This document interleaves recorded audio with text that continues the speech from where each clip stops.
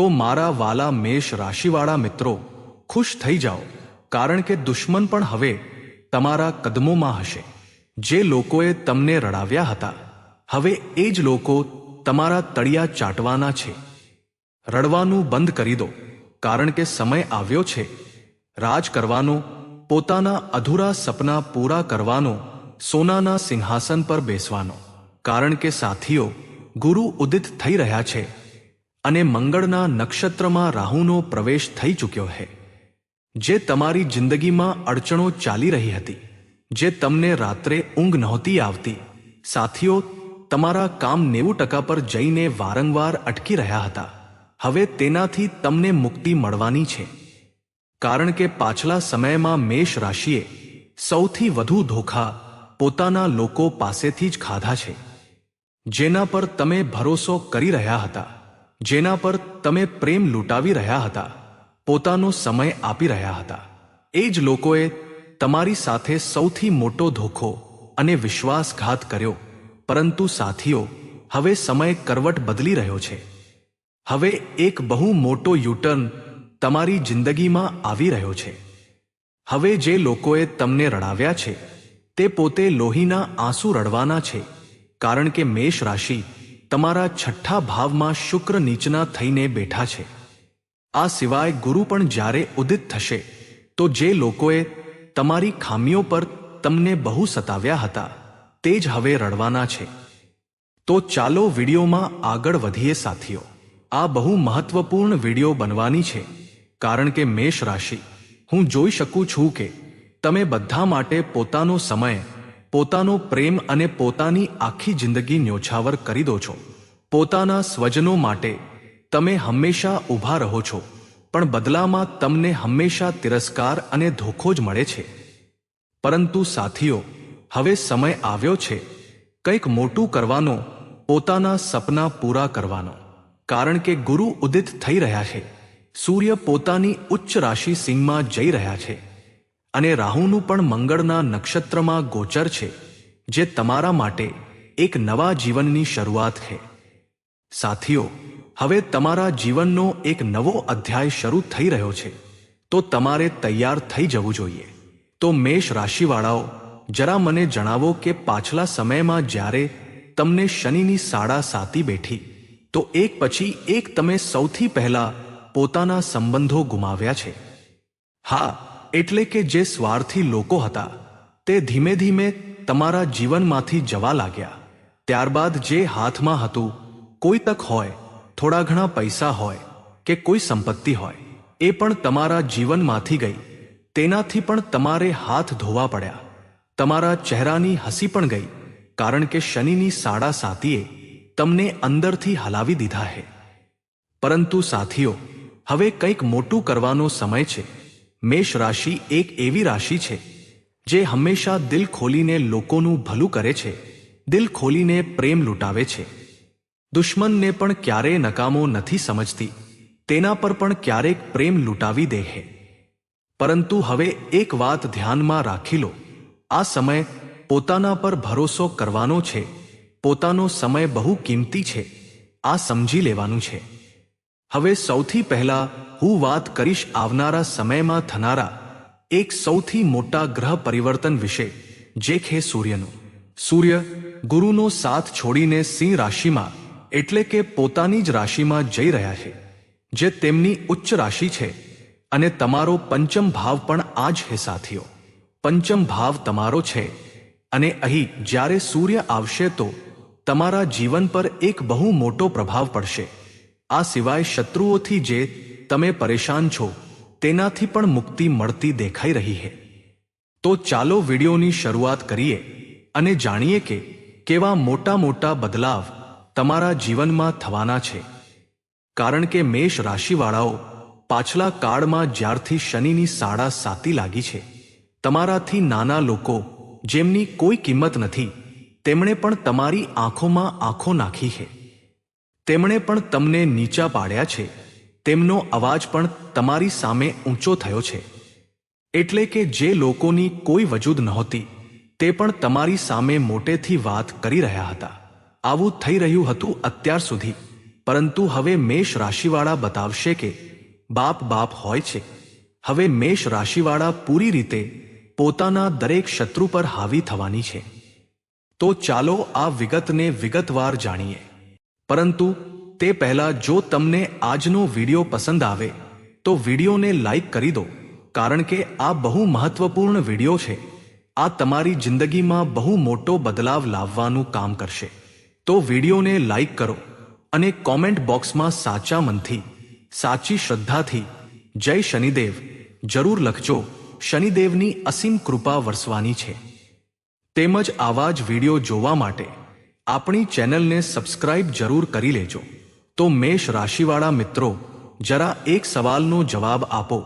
તમે વિચારી તો લીધું કે હવે હું ફક્ત પોતાનો જ વિચાર કરીશ, હવે હું ફક્ત મારા સપના પૂરા કરીશ. પરંતુ શું તમે તમારા સપના પર ધ્યાન આપી શક્યા?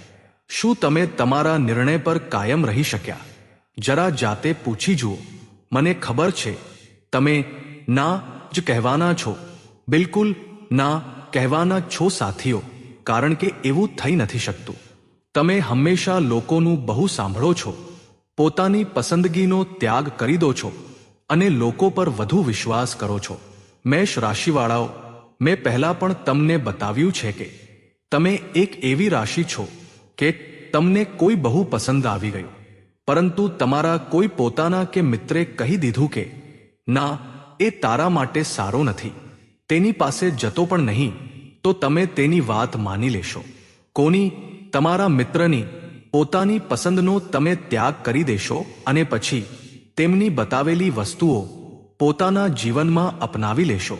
પછી ભલે તેનાથી તમને દુઃખ કે ચિંતા મળે. આ જ થતું આવ્યું છે.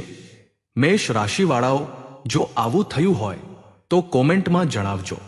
તમારા રાશિ સ્વામી મંગળ હે અને મંગળ તમને જિંદગીમાં બહુ કંઈ આપ્યું છે.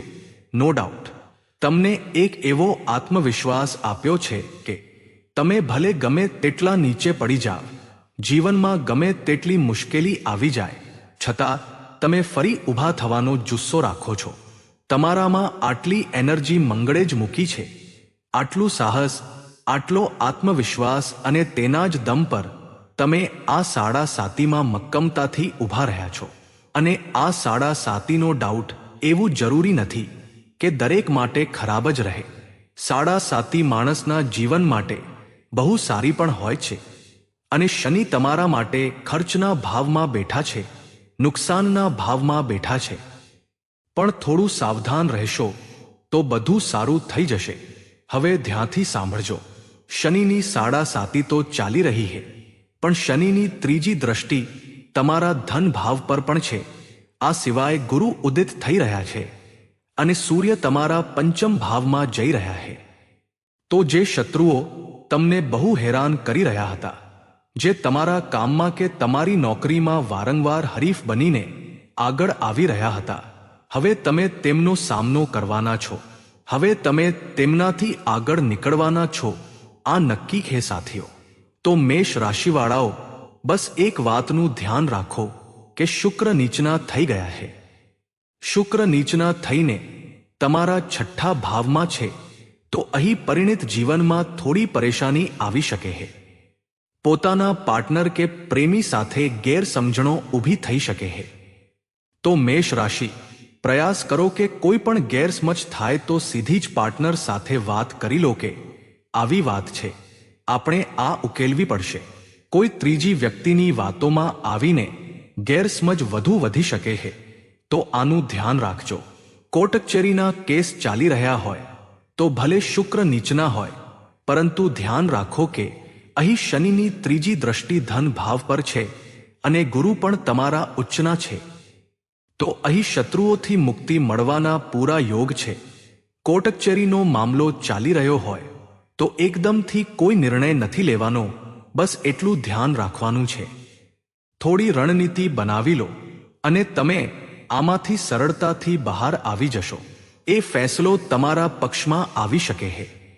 આ સિવાય ધ્યાન રાખો કે રાહુનો હમણાં જ ધનિષ્ઠા નક્ષત્રમાં પ્રવેશ થયો છે અને ધનિષ્ઠા નક્ષત્ર મંગળનું નક્ષત્ર છે, તથા રાહુ કમાણીના લાભના ભાવમાં બેઠા છે. તો અહીં રાહુ અને મંગળનો આ મિલન તમારા દુશ્મનો ગમે તેટલી ટાંટિયા ખેંચ કરે પણ હવે તમારો વાળ પણ વાંકો નહીં કરી શકે.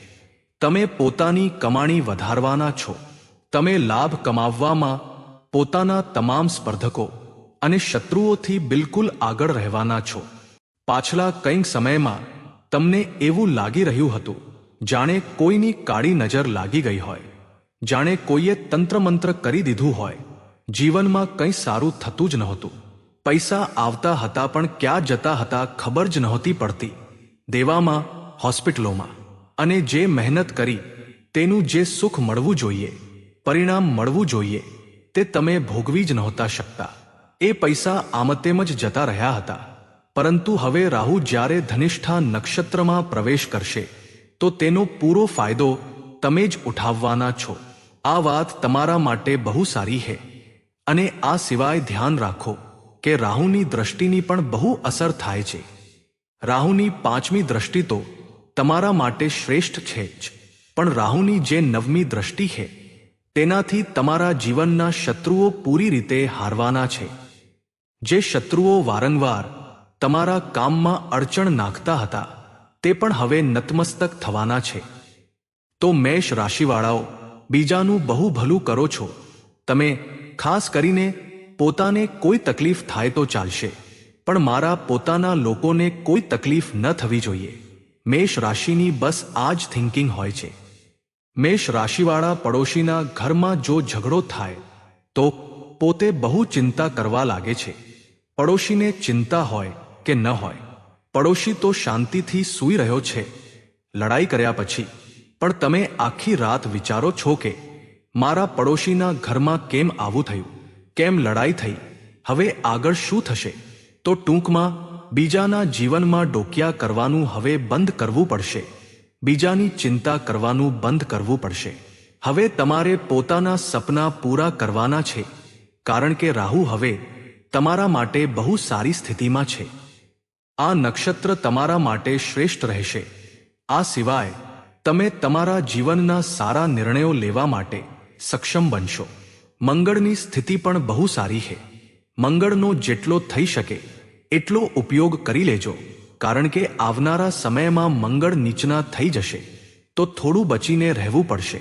અત્યારે મંગળનો પૂરો ઉપયોગ કરી લો, કારણ કે મંગળ આખો મહિનો તમારા 3જા ભાવમાં રહેશે. અહીં મંગળ તમને એક એનર્જી આપશે. મંગળના કારણે તમારો પરાક્રમ વધશે, તમારી વિચારસરણી ક્રિએટિવ થશે અને મગજ બહુ સારું ચાલશે. તો આ બહુ સારી વાત છે. જે નુકસાન અગાઉના સમયમાં થયું હતું, શનિ પણ વક્રી થયા છે સાથીઓ, અને શનિ વક્રી થઈને તેમની 3જી દ્રષ્ટિ તમારા ધન ભાવ પર પડી રહી છે. તો આ બહુ સારી વાત છે. આનાથી ભૂતકાળમાં જે ખોટ તમે ખાધી હતી, જૂના સમયમાં જો કોઈ દુશ્મને તમને ધોખો આપ્યો હતો, તમારો ઉપયોગ કર્યો હતો, તમારી લાગણીઓ સાથે રમત રમી હતી, કોઈ વ્યક્તિએ તમારો બહુ સમય બગાડ્યો હતો, તો હવે તેનું વળતર ચૂકવવાનો સમય આવી ગયો છે. જી હા, શનિદેવ વક્રી થયા છે. શનિની 7.5 ચાલી રહી છે, અને જ્યારે શનિની 7.5 ચાલતી હોય ત્યારે આ રાશિને જો કોઈ ધોખો આપે, પરેશાન કરે કે તમારો ઉપયોગ કરે, તો ભલે તમે કંઈ કરો કે ન કરો, શનિ બરાબર તેની પાસેથી બદલો લેશે સાથીઓ.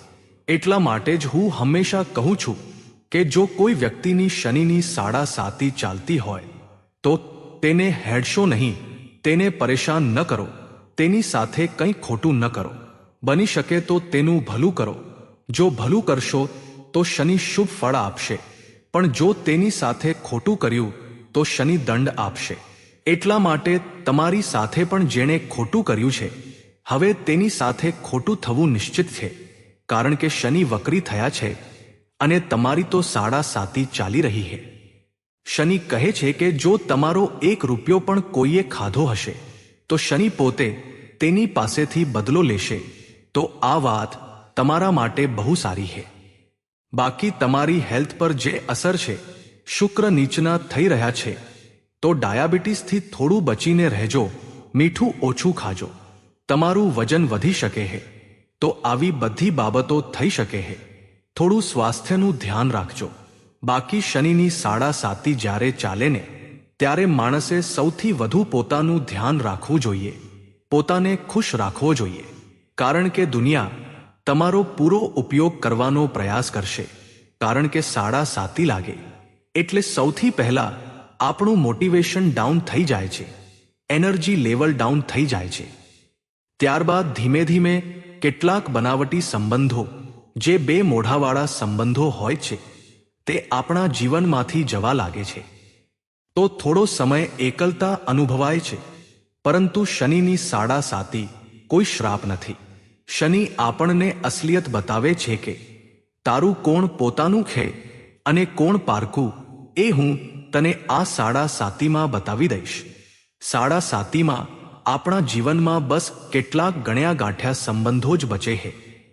જ્યારે તમે ધીમે ધીમે આગળ વધશો અને શનિની સાડા સાતીનો ત્રીજો તબક્કો આવશે, ત્યારે તમે જોશો કે નકામા સંબંધો જીવનમાંથી જઈ ચૂક્યા હશે અને માત્ર જૂજ લોકો જ બચ્યા હશે.